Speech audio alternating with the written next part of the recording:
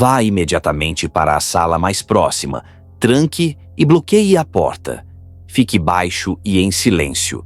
Estudei em uma escola de ensino médio bem comum. Não era um subúrbio clássico dos filmes, mas sim um colégio em uma área mais rural. Enquanto outras escolas tinham turmas de formandos com 500 ou até 1.000 alunos, a minha tinha pouco mais de 200. Era o tipo de lugar onde, mesmo sem ser amigo de todos, você sabia os nomes e rostos de quase todo mundo do seu ano. Era uma cidade pequena, tranquila, onde as únicas distrações eram andar de bicicleta, jogar bola ou ficar à toa depois da aula. Isso foi há uns 17 anos. As coisas mudaram bastante desde então. Algo que sempre me chamou a atenção era a ausência de bullying. Pelo menos não o tipo de filme, com armários e dinheiro do lanche. Claro, existiam provocações, mas nada realmente cruel. Mas havia um aluno que era diferente. Vamos chamá-lo de Ian. Ian era completamente calado. Literalmente nunca falava. Não era estranho, nem visualmente esquisito. Ele apenas se isolava. Parecia até simpático com quem tentava conversar. Compartilhamos uma aula eletiva de informática, uma das poucas matérias que misturavam alunos de todas as séries. Naquele ano, ambos éramos juniores. As salas de informática ainda usavam aqueles computadores enormes, caixas pesadas de plástico bege. Ian sempre sentava no canto esquerdo da segunda fileira, sozinho. Os outros preferiam ficar perto dos amigos e ele parecia aceitar a solidão. Foi quando os veteranos começaram a incomodá-lo. Eram piadas sutis sobre seu silêncio constante, sobre o olhar fixo. O pior? A professora, meio apática, nunca fez nada. Talvez por isso a situação piorou com o tempo. Uma vez vi um papel amassado voar da última fileira e bater na cabeça de Ian. Ele se virou com um olhar difícil de descrever. Tristeza, raiva e rendição, tudo junto. Alguém sussurrou: "Não fui eu", jogando a culpa em outro veterano. Lembro de sentir culpa, mas não fiz nada. Até o dia em que o vi sentado no meio-fio, não muito longe da escola. Eu tinha recém feito 17 e já dirigia. Me aproximei, parei e disse: "Tá tudo certo, cara? Precisa de carona?" O rosto dele se iluminou de leve, como se estivesse sendo visto pela primeira vez em muito tempo. Durante o trajeto até sua casa, cerca de 10 minutos, conversamos bastante. Falei para ele ignorar os veteranos. Ele disse: "Eles não são os únicos." A revelação foi silenciosa, mas pesada. Ele sofria em várias aulas. Quando chegamos à casa dele, comentei como morávamos perto. A partir daí, a gente passou a se cumprimentar nos corredores. Mas eu ainda me mantive distante quando o vi sendo alvo. Então, um dia, Ian não apareceu na aula de informática. Era a 4ª aula. Foi só no 7º período que veio o anúncio pelos alto-falantes. Lockdown. Isso não é um exercício. A sala mergulhou em tensão. Todos olharam ao redor, nervosos. A professora, pela primeira vez, parecia realmente assustada. Correu até o interruptor, apagou as luzes e disse: "Todo mundo pro canto da sala agora. Ficamos no escuro, quietos, por quase meia hora." O anúncio seguinte foi ainda mais aterrador. Uma pessoa usando uma máscara e carregando uma mochila preta havia tentado entrar na escola. Felizmente, o sistema de segurança respondeu rápido. As portas foram trancadas. A polícia chegou. O dia escolar foi encerrado. Naquela sexta-feira à noite, chamei alguns amigos para minha casa, tentando esquecer o ocorrido. Mas o destino não permitiria que aquilo fosse apenas uma lembrança. Acordei no meio da madrugada com um som estranho. Batidas suaves na janela do meu quarto. Arrepiei na hora. Me aproximei devagar e... havia alguém do outro lado do vidro. Meu coração disparou. Antes de chamar meus pais, perguntei em voz baixa: "Quem tá aí?" A resposta me paralisou. "Sou eu." Ian, fui até a janela e levantei só um pouco. Ele estava lá, olhos fundos, expressão perdida. Como você me encontrou? O que está fazendo aqui? Eu tentei fazer algo ruim, ele disse. Na mesma hora, uma verdade brutal me atravessou. Foi você? O lockdown? Ele apenas assentiu com a cabeça. Ian explicou que lembrou de um detalhe que eu mencionei. A Delicatessen, perto da minha casa. Andou de bicicleta pela área até encontrar meu carro. Ele me pediu: posso entrar e conversar? Só conversar sobre o que eu ia fazer. Eu neguei. Não podia. O peso daquela situação era enorme demais. Disse que ele deveria se entregar. Ele recusou. Então, quando ele não saiu da janela, apenas murmurei: pai. Foi o suficiente. Ele fugiu e eu fui correndo acordar meus pais. Minha mãe insistiu em chamar a polícia. Não tive escolha. Contei tudo. Dei o nome de Ian. A polícia já estava ciente do lockdown e enviou uma equipe à casa dele. Mas ele não estava lá.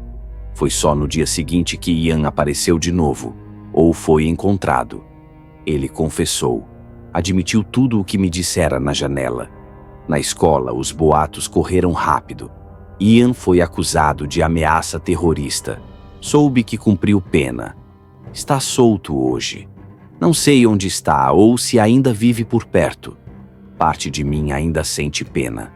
Ele me procurou porque eu fui o único que o tratou com alguma humanidade. Mas ele levou uma arma, com uma máscara. Por mais que eu queira acreditar que ele só queria assustar, no fundo, sei que um plano muito mais sombrio quase se concretizou. Isso aconteceu em 2016, quando eu estava na 5ª série. Se você se lembra daquele ano, com certeza se lembra da onda assustadora de palhaços que estavam aparecendo em vários lugares do país. Estava em todos os noticiários, redes sociais. Para os adultos era só uma tendência idiota. Para nós, crianças, era puro terror. Era um dia comum na escola primária onde eu estudava, uma área suburbana tranquila. Por volta da 1 da tarde, a sala estava calma, todos focados em uma atividade. Foi então que uma colega apontou para a janela e gritou: "Tem um palhaço lá fora!" Todos corremos até a janela. E sim, ele estava lá. Um homem parado, a poucos metros do vidro.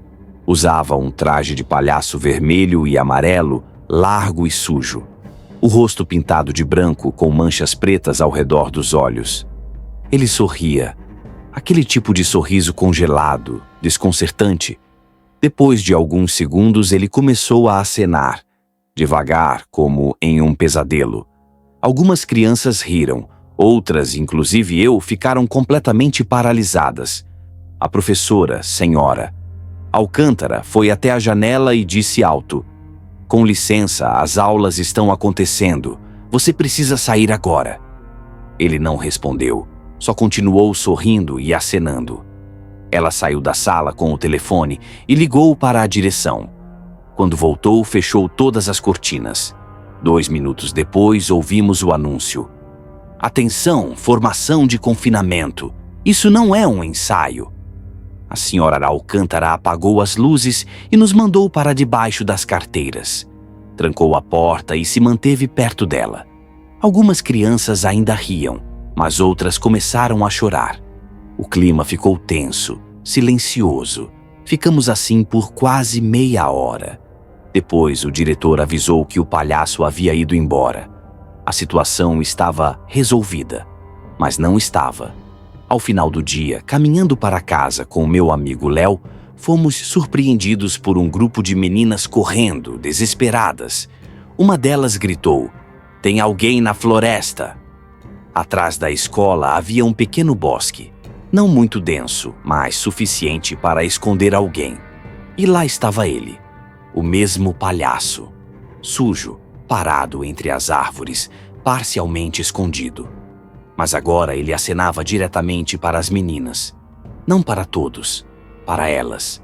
Léo e eu não dissemos uma palavra, apenas corremos. Mais tarde contei tudo aos meus pais. A polícia foi chamada novamente, mas nunca encontraram ninguém. Até hoje, não sei se era só um louco querendo assustar, ou se ele tinha algo muito pior em mente. O que mais me assusta? Ele esperou. Depois do lockdown, ficou ali, escondido, observando as crianças voltarem para casa. Isso aconteceu em 2020, durante um dos primeiros lockdowns causados pela pandemia. Eu morava nos arredores da Filadélfia com meu filho e minha enteada. Tecnicamente, ela era filha da minha melhor amiga, Joana, assassinada pelo marido em um caso que virou manchete nacional. Ele foi condenado por 5 homicídios e cumpre prisão perpétua. Eu era professora do ensino fundamental. Lecionava matemática para o 6º ano na mesma escola onde meu filho estudava. Era uma segunda-feira ensolarada e tranquila, até que meu celular vibrou com uma notificação. Alguém havia solicitado a retirada da minha enteada da escola.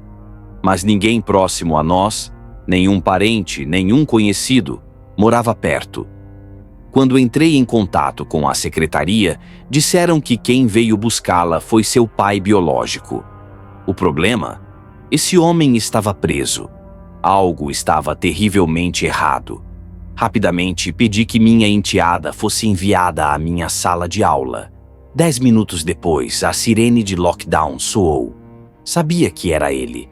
Barricamos a porta com carteiras, apagamos as luzes. As crianças se encolheram no canto da sala. Ficamos assim por 46 minutos.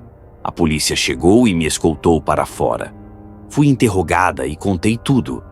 Ele havia escapado de um ônibus de transporte prisional após um acidente provocado por um carro que colidiu com o veículo.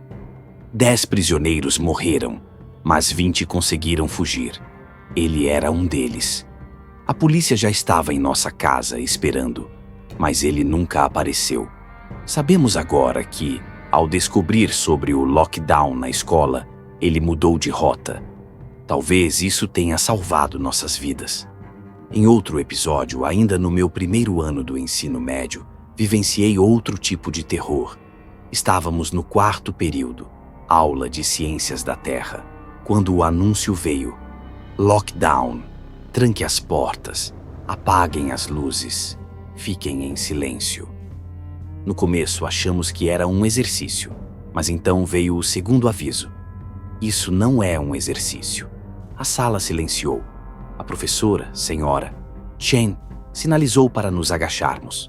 Ficamos no escuro, ouvindo sirenes distantes. De repente, ouvimos passos lentos no corredor. Eles pararam em frente à porta da nossa sala. Um som seco. 3 batidas. Alguém tentava abrir a maçaneta. Não com força, mas com insistência. Então veio a voz. Isso é só um exercício. Podem abrir a porta. A senhora Chen apenas balançou a cabeça e colocou o dedo nos lábios, pedindo silêncio absoluto. A batida continuou. Depois aumentou. Ficou mais forte, a voz mais agressiva. E então, parou. Seguiram-se 5 minutos de um silêncio opressor. E do nada, um grito. Uma menina no corredor. Choro. Pânico silencioso. A sombra de alguém passou pela janelinha da porta. Só depois de longos minutos a polícia bateu na nossa porta. Só abriram quando a senhora Chen viu os distintivos. Fomos escoltados em fila para fora. Carros de polícia por todo lado. Uma van da SWAT. Nunca esqueceremos aquele dia. Nem os olhos do homem que a polícia levou algemado.